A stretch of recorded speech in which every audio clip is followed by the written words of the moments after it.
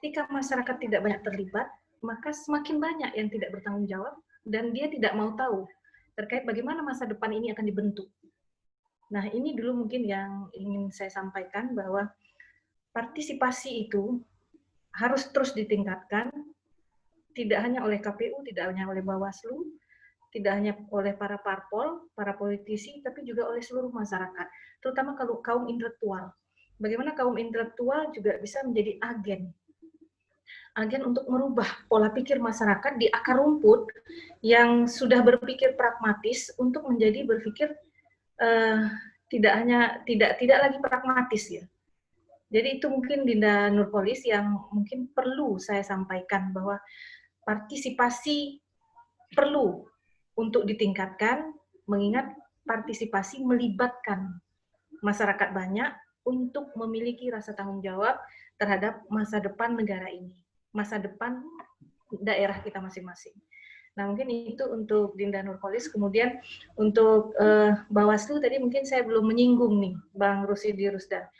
Tadi Bang Irwan Nasir sudah menyampaikan bahwa yang sering dikejar-kejar Bawaslu itu petahana, incumbent. Dan itu saya rasakan, Bang. Dimanapun kita kampanye itu mata, kalau yang di kecamatan itu apa namanya? Panwascam. Nah, itu selalu menyoroti gitu. Padahal saya hanya datang, kemudian ikut arisan ibu-ibu, dia bilang, oh itu nggak boleh Bu Ade. Saya hadir, nggak menyatakan diri saya maju, hadir sebagai seorang anggota DPRD, itu juga nggak boleh Bu Ade. Nah, terus saya harus bagaimana sosialisasi gitu. Incumbent harus bagaimana. Mungkin ini batasan-batasan ini perlu disosialisasikan hingga ke tingkat bawah gitu. Sehingga tidak mengkebiri hak kami sebagai incumbent nih Bang Rusidi. Karena ini memang kami rasakan. Nah, hate speech itu pasti itu sangat terasa bagi incumbent. Nah, kemudian juga ya inilah Bang Rusidi bagaimana membangun pola pikir yang sama mulai dari Bawaslu di tingkat provinsi, kemudian kabupaten kota, kemudian sampai ke Panwascam tadi. Karena saya melihat memang di Panwascam ini yang agak repot menyatukan mana yang aturan, mana yang perspektif dari mereka, mana yang hal-hal yang mungkin tidak perlu diributkan gitu. Nah, ini yang kadang, ini sering kali terjadi ini transaksi. Udahlah, janganlah diberitakan, janganlah diangkat. Nah, hal-hal seperti ini yang kadang merusak demokrasi gitu. Mungkin ini catatan lah ya Bang Rusidi buat Bawaslu, sehingga tadi Bawaslu yang sebagai seorang pelukis yang menyusun kerangka itu, nah itu bisa benar-benar merapikan apa yang sudah dilukis oleh Mas Nugi. Nah, yang dilukis ini kan kami-kami ini, Ade Hartati seperti apa ini ketika menari-nari dalam pesta demokrasi pileg. Nah, Bang Irwan Nasir bagaimana ini ketika menari-nari sebagai salah satu petahana di pilkada, insya Allah maju ke Kepri beliau ini sebagai salah satu kandidat calon wakil gubernur. Nah, sehingga lukisan itu enak dipandang, Bang. Jangan nanti tercoret-coret apa yang sudah dilukis itu karena ini pemegang kuasnya kan banyak ini. Nah, pemegang kuasnya ini banyak. Begitu juga KPU, pemegang kuasnya juga banyak. Tadi ada salah satu chattingan bahwa apakah coba dibantu dilihat Najib, banyak orang mengatakan bahwa pemilu itu tidak hanya terkait dengan pemilunya, tapi pencatatannya. Nah, ini Mas Nugi. Coba dibaca Najib, bantu baca. Tadi ada itu yang mengomentari seperti itu. Siapa tadi itu ya? Oh ini. Siapa tadi? Yang Wigati Ishe. Nah, ini mungkin ini juga perlu dicermati Mas Nugi. Saya mengikuti 3 kali pemilihan pileg, mulai dari DPRD kota, provinsi 2 kali.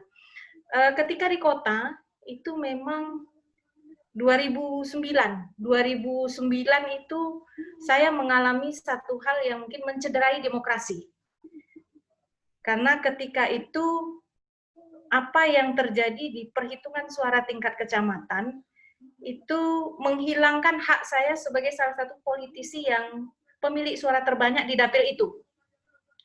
Namun karena ketika itu partai mengajukan gugatan, dan gugatan ini disampaikan KPU, KPU minta fatwa ke MK dan diputuskan bahwa KPU Riau itu buka ulang, jadi menghitung suara ulang.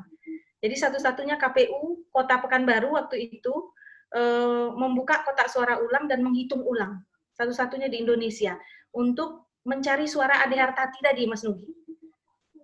Nah, ternyata ini pengalaman saya, apa yang disampaikan oleh Adinda siapa itu benar. Gitu. Ya, dari Muhammad Fajar Al-Akbar. Dari Muhammad Fajar. Ya, yang saya pengalaman saya di 2009 itu benar adanya. Bahwa terjadi hal-hal yang kita anggap menodai demokrasi. Artinya perhitungan suara di tingkat PPK itu ini juga mungkin melibatkan Bang Rusidirus dan Bawaslu. Sehingga lukisan itu semakin bagus gitu loh, Bang. Suara yang sudah dihitung mulai dari tingkat TPS kemudian naik ke kelurahan di kecamatan itu bisa berubah.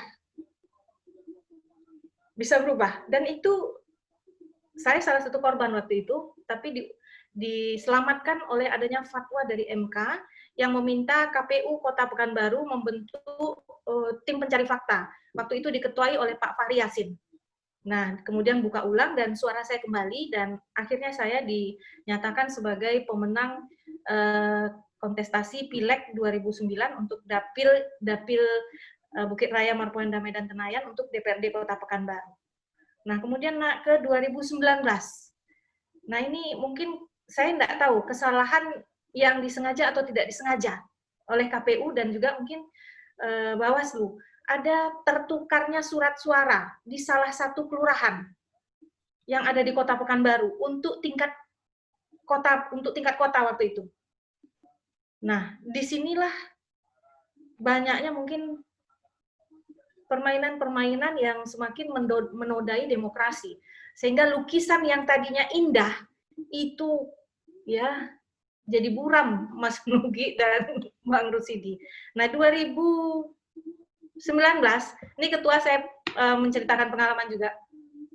Saya mencatat menghitung suara dari tingkat PPS hingga kecamatan itu memakan waktu hampir 35 hari, Mas Nugi. Di Pekanbaru itu ada 12 kecamatan nih Bang Rusidi Rusdan. Kita membutuhkan waktu menghitung suara itu 35 hari. Bayangkan 35 hari. Tentu ini 35 hari yang tidak baik-baik saja. Tapi tentu ada kerentanan kecurangan-kecurangan. Nah, ini yang mungkin menjadi perhatian kita bersama, bagaimana Adinda Nugi, kemudian Adinda Rusidi Rusdan, kemudian juga adik-adik, abang-abang yang berhimpun dalam Kapomari, yang notabene sebagai kaum intelektual untuk mengawal bersama proses demokrasi yang ada di negara kita ini. Karena hal ini dirasa sangat perlu. Yang disampaikan Adinda Fajar itu satu hal yang memang perlu kita khawatirkan dan perlu kita cermati dan perlu kita awasi dengan baik. Mungkin demikian dari saya. Ya, terima kasih Kak Ade Hartati atas tanggapannya. Selanjutnya pada Bangda Panca selaku pengamat politik UIR. Baik, saya sedikit aja, Dinda. Ya. Tadi ada yang terlewatkan, gitu ya. Saya pikir begini, ini kan pekerjaan berat bagi penyelenggara pemilu sebetulnya, baik dia KPU maupun Bawaslu. Karena perspektifnya berbeda, disatukan dalam satu adonan yang sama untuk menghasilkan sesuatu hal yang sama, padahal perspektifnya berbeda. Misalnya begini, bahwa kontestan itu ya, para peserta pilkada ini pastilah orang-orang yang ingin mendapatkan kekuasaan ya. Dalam pengantar ilmu politik, Bang Beli paham sekali itu bahwa politik itu adalah how the way to get the power, bagaimana mendapatkan kekuasaan. However, ya kan, bagaimanapun juga caranya akan dilakukan gitu. Jadi kalau misalnya ada money politik, itu sebetulnya adalah upaya membatasi perilaku kontestan untuk tidak berperilaku miring begitu. Jadi ini sudah tersaji dalam satu satu adonan yang sama gitu. Nah, jadi bagaimana misalnya KPU atau Bawaslu ya, teman-teman di Bawaslu yang akan menjadi pengawas untuk perilaku-perilaku yang seperti itu. Jadi memang ini sudah ditakdirkan begitu dah. Kemudian tadi juga menyinggung soal partisipasi. Ini kan kaitannya dengan kerja KPU adalah sosialisasi itu kan. Sosialisasi itu diharapkan akan meningkatkan tingkat partisipasi publik. Itu memang salah satu indikatornya. Gitu. Semakin tinggi tingkat partisipasi, maka semakin tinggilah nilai apresiasi terhadap pelaksanaan demokrasi kan gitu. Tetapi harus diingat juga bahwa tidak serta-merta orang yang diberikan sosialisasi itu menjadi mengerti dan datang ke TPS memberikan partisipasi politiknya berupa suara. Ada juga temuan di beberapa survei yang menyebutkan bahwa semakin tahu orang akan akan calon gitu ya, maka semakin dia tidak mau datang ke TPS. Nah, ini juga dinamika yang berkembang di lapangan. Jadi sebetulnya juga perlu kita lihat secara seksama gitu kan. Nah, tetapi prinsip integritas itu kan seperti yang disampaikan oleh teman-teman penyelenggara gitu. Termasuk juga tadi yang mungkin di Bawaslu gitu. Kenapa misalnya lebih banyak disorot teman-teman di petahana gitu. Mungkin ya saya bicara ini bukan atas nama tim selnya Bawaslu bukan juga gitu atau tim selnya KPU bukan begitu, tapi bisa jadi mungkin mungkin karena teman-teman atau abang-abang yang di petahana ini kan 5 tahun atau 1 periode pertama beliau sudah menjadi penyelenggara negara kan. Jadi memungkinkan gitu untuk misalnya menggunakan fasilitas negara untuk kepentingan politiknya. Itu mungkin begitu sehingga ya makanya namanya Bawaslu, Bang. Bawaslu kan badan mengawasin lu gitu. Mungkin begitu. Jadi ya lulu pade yang sudah pernah menjabat gitulah kira-kira. Jadi ya menurut saya tidak ada masalah lah. Ya kan tidak ada masalah selagi memang kita. Artinya Bang Irwan easy going ketika periode kedua dengan begitu banyak head speech dan segala macam, suara beliau jauh di atas ketika periode pertama. Adi Hartati lebih parah lagi tuh, macam-macam. Saya tahu persis perjalanannya, walaupun kita beda partai. Saya lihat, ini pejuang perempuan yang luar biasa nih. Ya, jadi saya pikir Adi bisa menjadi role model tadi yang kata Bu Wegawati tadi ya, bahwa pilkada di pandemi ini bisa menjadi role model bagi penegakan penanganan COVID. Nah, mestinya Adi Hartati juga bisa menjadi role model bagi politisi, tidak hanya perempuan. Jadi mungkin Adi juga tidak lagi bicara dalam skop perempuan. Adi sudah bicara dalam konteks sebagai seorang politisi yang universal, bahkan melebihi kapasitas seorang laki-laki mungkin. Gitu. Saya pikir gitu untuk menjadi motivasi kita bersama. Terima kasih. Assalamualaikum warahmatullahi wabarakatuh. Waalaikumsalam. Ya, izin dong komentari ke Adi dikit. Oh iya, silakan. 2 menit. Hak jawab soalnya. Ke adik, abang dan kakak mungkin 2 menit saja. Saya tidak menafikan, tidak menutup mata, tidak buta bahwa ada pelanggaran pemilihan atau pemilu dilakukan oleh penyelenggara pemilu, apakah di tingkat ad hoc, apakah di tingkat penyelenggara pemilu, di level permanen, kabupaten, provinsi, bahkan juga mungkin di level RI. Tetapi pelanggaran yang dilakukan oleh penyelenggara pemilu itu, pertama, klasternya sangat kecil sekali. Silahkan baca, bisa kita akses di laporan DKPP, Dewan Kehormatan Penyelenggara Pemilu. Pelanggaran yang dilakukan penyelenggara pemilu dibanding dengan seluruh total penyelenggara pemilu di Indonesia, itu jumlahnya masih sangat kecil. Itu satu. Tapi saya katakan, saya tidak menafikan ada pelanggaran yang dilakukan oleh penyelenggara pemilu. Untuk itulah maka ada institusi DKPP, Dewan Kehormatan Penyelenggara Pemilu, itu satu sisi. Yang kedua ada Bawaslu. Pun demikian Bawaslu sebagai penyelenggara pemilu juga masih punya potensi melanggar pemilu. Makanya dari KPP. Satu. Kedua, apa yang dimaksud sebagai keadilan pemilu dalam konteks rezim pemilu kita? Semua peserta itu bisa melakukan upaya hukum untuk menegakkan keadilan. Ketika terjadi persoalan sengketa di level administrasi, peserta bisa mengajukan sengketa administrasi ke Bawaslu. Tidak selesai di Bawaslu bisa ke PT UN, tidak selesai di PT UN sampai Mahkamah Agung. Ada persoalan di level hasil pemilu misalnya, ketika nanti ada perolehan hasil yang disengketakan, itu masih juga bisa diajukan sengketa sampai ke level Mahkamah Konstitusi. Kemudian di level yang sampai belum ke MK, itu dari TPS naik ke PPS atau PPK, kemarin tidak sampai ke PPS, langsung ke PPK, itu di level PPK masih ada proses klarifikasi. Maka kami juga imbau, pentingnya ada saksi di setiap peserta pemilu. Sehingga ketika ada cross-check data antara KPU, Bawaslu, dan saksi, itu akan mudah untuk disandingkan. Nanti dikoreksi lagi di tingkat kabupaten, provinsi, hingga di level RI. Begitu. Nah, hasil koreksi yang kata Kak Ade sampai 35 hari tadi itu, sudut pandang positifnya adalah bisa melakukan proses klarifikasi ketika ada upaya-upaya terselubung untuk melakukan pelanggaran atau ingin mengambil suara. Itu dari sisi positifnya. Dari sisi negatifnya ya yang seperti Kak Ade ceritakan. Nah inilah yang namanya kehidupan demokrasi di mana manusia adalah pusat peristiwa yang sedang kita hadapi ini. Namanya juga manusia. Pastilah ada salah, silap, dosa, dan seterusnya. Karena kita ini masih bicara di muka bumi kan. Nah itu udah analisis akhir sudah seperti itu sudah kemanusiaan gitu kan kira-kira. Saya kira itu Kak Ade, saya mau semua untuk berpartisipasi. Saya setuju dengan Bang Panca soal partisipasi tadi. Demikian saja, terima kasih.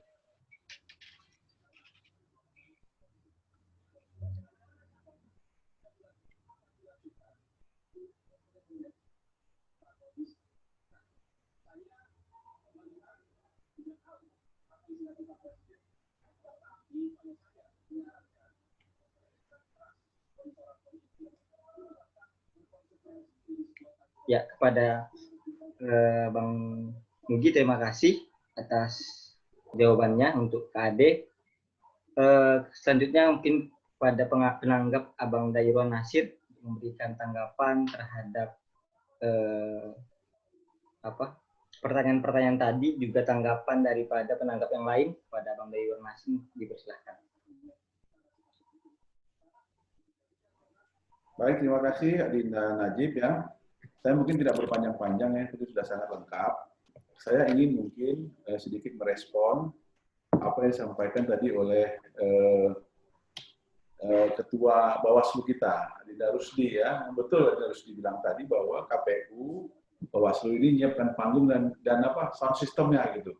Cuma mungkin masukan saya untuk Adinda berdua ini, jangan sampai sound systemnya itu agak susah didengar gitu. Soalnya sering kabur. Nah ini juga repot juga nih kalau panggungnya tuh licin ya, terus juga sound systemnya mungkin suaranya agak kresek-kresek. Nah, ini agak masalah juga ya. Saran konkret saya mungkin ya untuk Adinda Rusdi ya, mungkin untuk menghindari kejadian sebagaimana yang pernah dialami oleh Ade Hartati tadi itu, mungkin itu setelah pemungutan suara di tiap TPS, itu formulir C6 itu mungkin diumumkan saja secara terbuka, sehingga bisa menjadi rujukan gitu, dan tidak terjadi lagi pemalsuan C6 ini. Yang sering jadi masalah kan begitu TPS ditutup, C6 itu aneh-aneh gitu. Ada yang hasilnya A, ada hasilnya B, padahal yang jadi rujukan hal yang sama, tapi kok datanya beda-beda gitu. Jadi menurut saya supaya ada fairness, mungkin begitu TPS-nya ditutup, Bawaslu langsung memberikan akses kepada semua orang bisa melihat formulir C6 menurut Bawaslu. Sehingga ini jadi acuan. Tidak perlu lagi terjadi seperti yang dialami oleh Ade Hartati dan yang lain, supaya terjadi fairness gitu ya. Karena ini aksesnya sangat sulit nih, pemalsuan itu kan terjadi di C6 ini. Itu mungkin usul konkret saya ya. Kemudian yang kedua untuk Adinda Nugi. Ini mungkin bukan untuk Nugi secara pribadi, tapi ini mungkin perlu disampaikan ke KPU RI. Ini saya mau cerita sedikit pengalaman saya tentang Undang-Undang Pemilu. Undang-Undang Pemilu itu mengatur ya, itu kepala daerah yang akan mengikuti pemilu atau daerahnya yang akan menyelenggarakan pilkada 6 bulan sebelum penetapan calon itu tidak boleh lagi melakukan mutasi pejabat. Kemudian juga 6 bulan setelah dilantik itu baru boleh melakukan mutasi pejabat. Artinya setiap pilkada itu minimal 1 tahun atau 2 tahun anggaran, kepala daerahnya tidak bisa kerja apa-apa gitu. Ini sebetulnya sangat berpengaruh terhadap kinerja kepala daerah. Saya mengalami itu 2 kali ya. Seperti sekarang nih, walaupun saya tidak ikut lagi pilkada, tapi karena daerah saya masuk dalam daerah yang akan menyelenggarakan pilkada, saya sudah tidak boleh lagi menyelenggarakan melakukan mutasi jabatan. Hari ini sekda saya sudah pensiun. Kemudian ada beberapa kepala dinas saya itu menjadi kepala dinas di provinsi. Ada kepala dinas yang sudah pensiun, ada yang sudah meninggal, dan pejabat-pejabat lain itu jumlahnya banyak sekali, tapi kami tak bisa melakukan apa-apa. Ini membuat penyelenggara pemerintahan itu menjadi pincang gitu. Begitu juga nanti kepala daerah terpilih. Begitu saya dilantik jadi bupati, itu 6 bulan lagi baru saya boleh melakukan mutasi jabatan.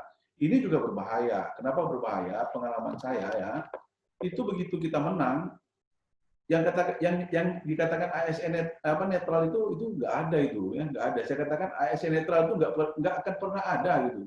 Karena ASN itu justru mendapatkan panggung, dia bagaimana mungkin melakukan gerakan-gerakan politik untuk dapat posisi strategis justru pada saat pilkada ini.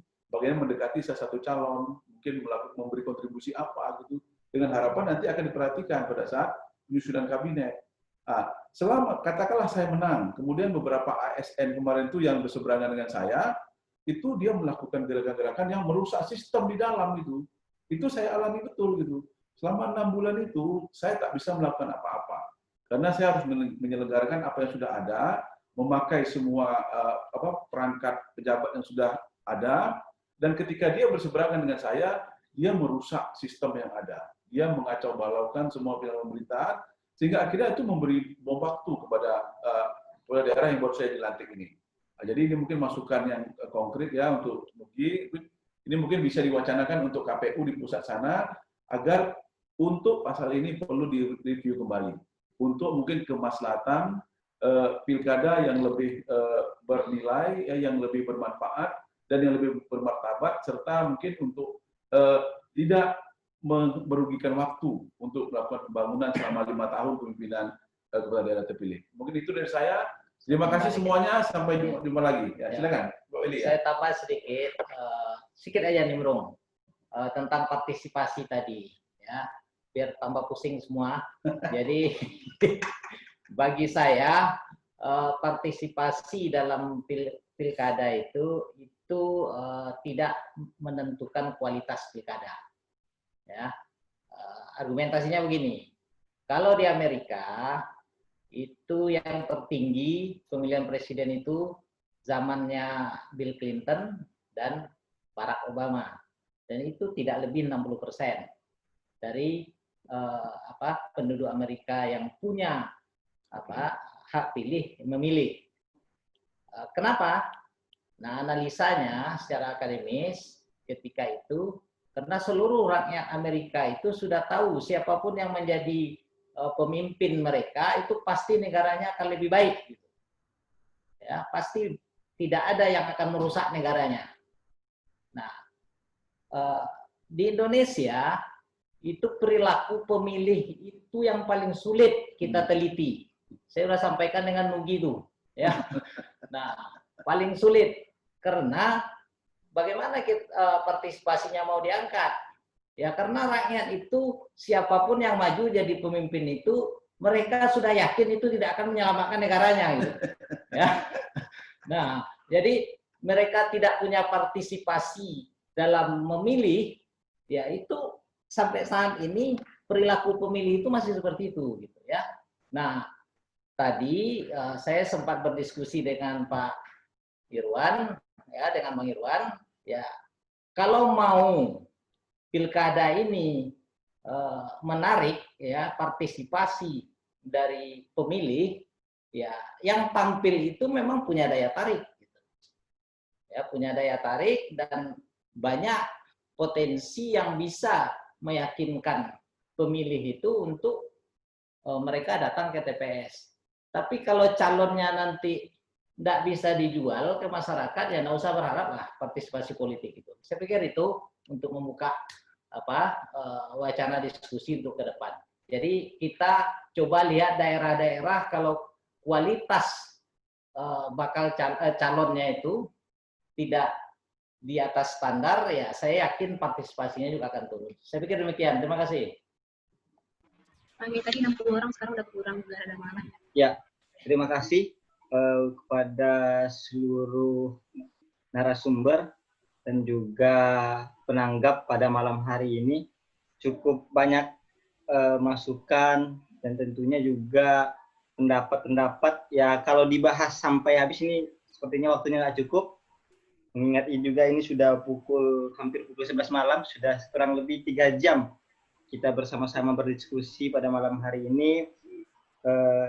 Yang jelas tadi poin-poin yang disampaikan bahwa KPU dan Bawaslu juga harus siap dan dalam menyelenggarakan pemilihan ini, dan tentunya partisipasi tidak hanya berasal daripada Bawaslu, KPU, juga parpol, tetapi juga pentingnya dukungan daripada masyarakat itu sendiri. Karena mengingat masa pandemi ini tentu kemungkinan besar partisipasi sangat kurang, sehingga kita butuh dukungan daripada masyarakat untuk menyukseskan Pilkada Riau tahun 2020. Selain daripada itu, pentingnya juga kita mendukung peran daripada Kapolmari, sehingga para alumni yang berasal dari IPR Yogyakarta dapat memberikan sumbangsih yang lebih kuat di Provinsi Riau. Oleh karena itu perlu dukungan daripada semua kalangan, baik kawan-kawan yang masih berada di Jogja maupun yang sudah menjadi alumni. Mungkin itu yang dapat saya sampaikan. Di lain waktu mungkin kita dapat bertemu kembali. Terima kasih Abang Dahledir, Bapak Irwan Nasir selaku Ketua Kapolmari Riau, juga Bupati Kepulauan Meranti.